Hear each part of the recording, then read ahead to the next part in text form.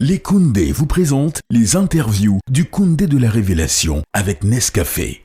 Salut la famille, ici votre artiste Frankie FP, Taïka Omine, ensemble. Je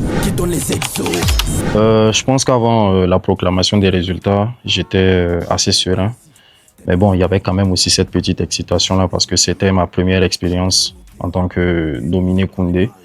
Et quand il y a eu enfin la proclamation et que j'étais révélation, il y avait ce ouf de soulagement là quoi. Et il y avait aussi la fierté de voir que le travail qui a été abattu a été vu et récompensé.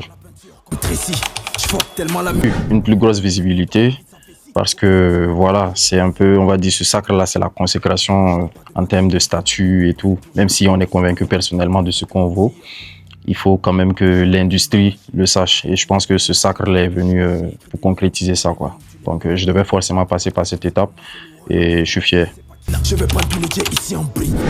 Pour ce qui est des temps forts, j'en ai noté deux, qui sont une prestation à un événement Nescafé et un contrat publicitaire Nescafé. Peace. Je pense que ce mandat, il aurait pu mieux être exploité, mais néanmoins, avec l'aide de ma production, j'ai quand même pu agrandir considérablement ma communauté, comme le montrent les statistiques. J'ai aussi foulé les grandes scènes du pays, notamment le festival Afrobeat, Wabo, Rema, entre autres.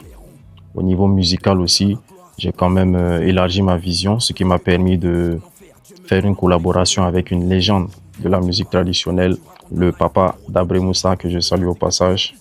Je pense que aussi au niveau des visuels, je pense que j'ai élargi aussi ma vision sur ce côté-là.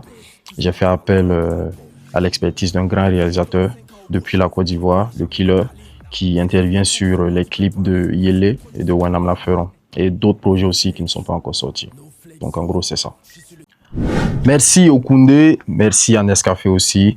Bonne chance à tous pour la suite, on est ensemble. C'était Daiki. Koundé,